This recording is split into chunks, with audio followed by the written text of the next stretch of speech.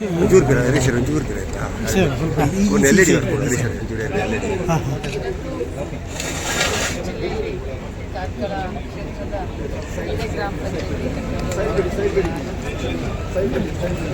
ಕಾರ್ಯಕ್ರಮಕ್ಕೆ ಅಧ್ಯಕ್ಷರಾಗಿದೆ. ಇನ್ನು ಅಧ್ಯಕ್ಷರ ಅನುಮತಿ ಮೇರೆಗೆ ಕಾರ್ಯಕ್ರಮವನ್ನು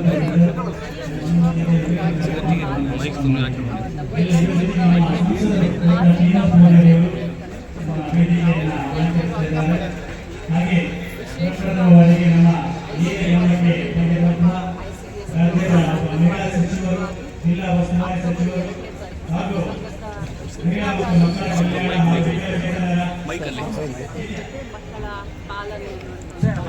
ಹಿರಿಯ ನಾಗರಿಕರ ಸಬಲೀಕರಣದ ಸಚಿವರಾಗಿರುವಂತಹ ಲಕ್ಷ್ಮೀ ಹೆಬ್ಬಾಳ್ಕರ್ ಅವರು ಈ ವೀರಗ್ರಾಮಕ್ಕೆ ಗೃಹಲಕ್ಷ್ಮಿಯಾಗಿ ಆಗಮಿಸಿದ್ದಾರೆ.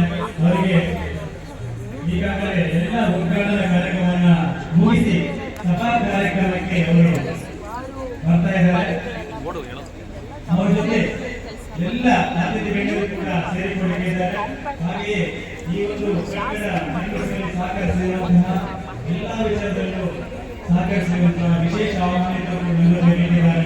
ದಾನಿಗಳು ಕೂಡ ನೀಡಿದ್ದಾರೆ.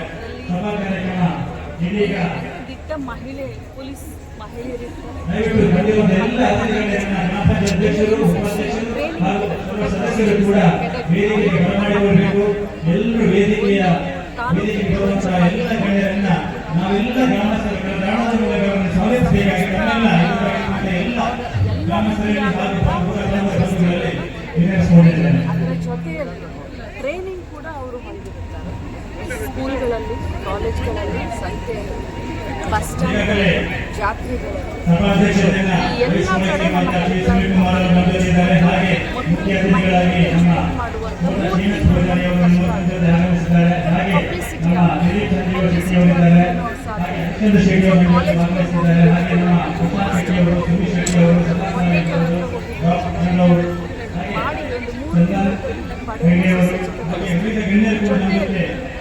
ಮನೆಯಲ್ಲಿ ದೌರ್ಜನ್ಯಗಳು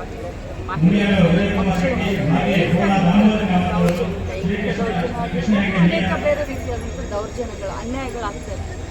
ಅವರು ಕೂಡ ನಮ್ಮ ಅಕ್ಕಪಡೆಯ ಸಹಾಯವನ್ನು ತುರಂತಾಗಿ ಅವರಿಗೆ ಸಹಾಯ ಮಾಡುವಂಥ ಘಟನೆಯಿಂದ ಘಟನೆಯನ್ನು ಜೋಡಿಸಿಕೊಂಡು ಸರ್ಕಾರವನ್ನು ಹಿಂದಿರುವುದು ಅಂತ ಬಿಂಬಿಸುವ ಪ್ರಯತ್ನ ಬಹಳ ಸಿಸ್ಟಮ್ಯಾಟಿಕ್ ಆಗಿ ನೋಡಿ. ಒಂದು ಮಾತು ಈ ಸರ್ಕಾರದ ವಿರುದ್ಧವಾಗಿ ಆರೋಪವನ್ನು ಮಾಡಿದರೆ ಅವರಿಗೆ ಬೇರೆ ಏನು ಕಾರಣಗಳು ಅವರಿಗೆ. ಯಾಕಂತಂದರೆ ಸರ್ಕಾರ ಬಂದಾಗಿನಿಂದ ಬೀಳುತ್ತೆ ಅಂತ ಹೇಳ್ತಾ ಇದ್ರು. 136 ಜನ ಗೆದ್ದು ಬಂದಾಗಿನಿಂದ ಈ ಸರ್ಕಾರ ಬೀಳುತ್ತೆ ಅಂತ ಹೇಳ್ತಾ ಇದ್ರು. ಅದು ಸಾಧ್ಯ ಆಗಲಿಲ್ಲ. ಗ್ಯಾರಂಟಿ ಮಾಡೋದಿಲ್ಲ, ಗ್ಯಾರಂಟಿಗಳನ್ನು ಅನುಷ್ಠಾನ ಮಾಡೋದಿಲ್ಲ ಅಂತ ಹೇಳಿದ್ರು, ಅದನ್ನು ಮಾಡಿದ್ರು. 4 ತಿಂಗಳು ನಡೆಸ್ತಾರೆ ಅಂತ ಹೇಳಿದ್ರು, ಅದನ್ನು ನಡೆಸಿ ತೋರಿಸಿದ್ರು. 15 ಜನ 20 ಜನ ಆಪರೇಷನ್ ಕಮಲ ಅಂತ. ಅಂದರೆ ಇವ್ರಿಗೆ ಆರೋಪ ಮಾಡೋದ್ರಲ್ಲಿ ಏನು ಉಳಿದಿಲ್ಲ. ಎಲ್ಲ ರೀತಿಯಾದಂಥ ಅನುಕೂಲಗಳನ್ನು ರಾಜ್ಯದ ಜನತೆಗೆ ನಾವು ಮಾಡ್ತಾ ಇದ್ದೀವಿ. ಸೊ ಮುಂಚೆಯಿಂದಲೂ ಇವ್ರದ್ದೊಂದು ಅಜೆಂಡಾ ಕೋಮು ಸೌಹಾರ್ದತೆಯನ್ನು ಕೆಲಸ ಮಾಡುವಂಥದ್ದು. ಈ ಘಟನೆಗಳನ್ನು ನಾವು ಹೇಳೋದು, ಲಾನ್ನ ಯಾರು ಕೈಯಲ್ಲಿ ತೆಗೆದುಕೊಳ್ಬಾರ್ದು ಯಾವುದೇ ಸಮಾಜದಲ್ಲಿ, ಅದನ್ನು ನಾವು ಖಂಡಿಸ್ತೀವಿ. ಒಂದು ಕಡೆ ಪಾಕಿಸ್ತಾನ ಜಿಂದಾಬಾದ್ ಹೇಳಿರುವಂಥದ್ದು ಮತ್ತು ನಾನು ಇನ್ನೊಂದು ಜನ್ಮದಲ್ಲಿ ಮುಸಲ್ಮಾನ ಹುಟ್ಟುತ್ತೇನೆ ಹಾಗೆ ಹುಡ್ತೇನೆ ಅಂತ ಶಾಸಕರೇ ಹೇಳುವಂಥದ್ದು ಮುಜುಗರ ತರ್ತಾ ಇಲ್ಲ. ನೋಡಿ, ಒಂದು ಮಾತನ್ನು ಹೇಳ್ತೀನಿ, ನಾವು ಯಾವುದೇ ಸಮಾಜದಲ್ಲಿ ನಾವು ಇದನ್ನು ಮಾಡಿದ್ರು ಕೂಡ ನಾವು ಅನ್ನ ಸಮಾಜವನ್ನು ಪ್ರೀತಿಸುವಂಥವ್ರಾಗಿರಬೇಕು. ಅದನ್ನು ನಮ್ಮ ಸಂಸ್ಕೃತಿ, ನಮ್ಮ ದೇಶದಲ್ಲಿ ಒಂದೇ ಅಂದರೆ ಮಾತ್ರ ಅನ್ನುವಂಥದ್ದು ನಿಮ್ಮನ್ನ ಹಿಡ್ಕೊಂಡು ನಮಗೆಲ್ಲ ಹೇಳ್ತಾರೆ. ಬಟ್ ಅವ್ರು ಯಾವ ಸಂದರ್ಭದಲ್ಲಿ ಅದನ್ನು ಯಾವ ಕಾರಣಕ್ಕೆ ಮಾತನಾಡ್ತಾರೆ ಅನ್ನೋದು ನನಗೂ ಗೊತ್ತಿಲ್ಲ. ನಾನು ಕೂಡ ಹೊರಗಡೆ ಟೂರ್ ಮೇಲೆ ಇದ್ದೀನಿ. ಬಟ್ ಇನ್ನೊಂದು ತಾವೇನು ಹೇಳಿದ್ರಿ, ಯಾವುದೋ ಜಿಂದಾಬಾದ್ ಅಂತ, ಅದನ್ನು ಆ ಹೆಸರನ್ನ ಹೇಳಲಿಕ್ಕೂ ಕೂಡ ನಮ್ಮ ಮೈಯೆಲ್ಲ ಉರಿಯುತ್ತೆ. ಯಾಕಂದರೆ ಅದು ನಮ್ಮ ವೈರಿ ರಾಷ್ಟ್ರ.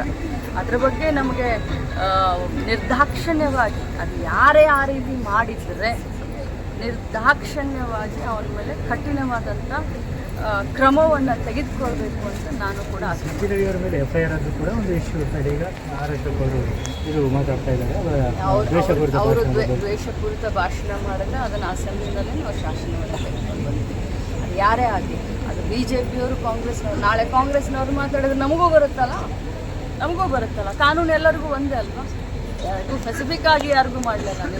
ಸಮಾಜದಲ್ಲಿ ನೀವು ಶಾಂತಿಯನ್ನು ಕದಡುವಂಥ ಕೆಲಸ ಮಾಡಿದ್ರೆ ಖಂಡಿತವಾಗ್ಲೂ ನಿಮ್ಮ ಮೇಲೆ ಎಫ್.ಐ.ಆರ್ ಆಗುತ್ತೆ. ನಾಳೆ ನಾ ಕೆಲಸ ಮಾಡಿದ್ರೆ ನನ್ನ ಮೇಲೆ ಎಫ್.ಐ.ಆರ್ ಆಗುತ್ತೆ. ಅವರ ವಿಚಾರ ಎಲ್ಲಿವರೆಗೆ ಬಂದಿಲ್ಲ, ಅವರ ವಿರೋಧದಿಂದ ಮುಂದುವರೆದಿದೆ. ಅಲ್ಲ ರೀ, ಇದರ ಬಗ್ಗೆ ಮುಖ್ಯಮಂತ್ರಿಗಳು ಬಹಳಷ್ಟು ಸಾರಿ ಮಾಧ್ಯಮದ ಹೇಳಿಕೆಯನ್ನು ಬಿಡುಗಡೆ ಮಾಡಿದ್ದಾರೆ. ಅದರ ನಂತರ ನಾನು ಲಾಸ್ಟ್ ಟೈಮ್ ಸ್ವಾತಂತ್ರ್ಯ ದಿನಾಚರಣೆ ಅನುಭವ ಬಂದಾಗ ನಾನು ತಂದೆಲ್ಲ ಇವತ್ತು ನಾನು ಅದೇ ಸ್ಥಳ, ಧರ್ಮಸ್ಥಳ, ನಮ್ಮೆಲ್ಲರ ಒಂದು ಆರಾಧ್ಯ ಸ್ಥಳ. ನಾವು ಆರಾಧನೆ ಮಾಡುವಂಥ, ಬಹಳಷ್ಟು ಭಕ್ತಿಯಿಂದ ನಡ್ಕೊಳ್ಳುವಂಥ ಒಂದು ಸ್ಥಳ ಅದು. ಇದ್ರ ಬಗ್ಗೆ ಏನೆಲ್ಲ ಷಡ್ಯಂತ್ರ ಆಗಿದೆ, ಹೊರಗಡೆ ಬರೋದು ಸ್ವಲ್ಪ ನಿಧಾನ ಗತಿಯಲ್ಲಿ ಆಗ್ತಾ ಇದೆ. ತನ್ನ ಕೆಲಸವನ್ನು ತಾನು ಮಾಡ್ತಾ ಇದೆ. ಏನು ಮಾಡ್ತಾ ಇದೆ ಅಂತ ಸಾರ್ವಜನಿಕವಾಗಿ ನಿಮಗೆ ಖಂಡಿತವಾಗಿ ಸ್ವಲ್ಪ ದಿನ ತಮಗೆ ಸತ್ಯಾಸತ್ಯತೆ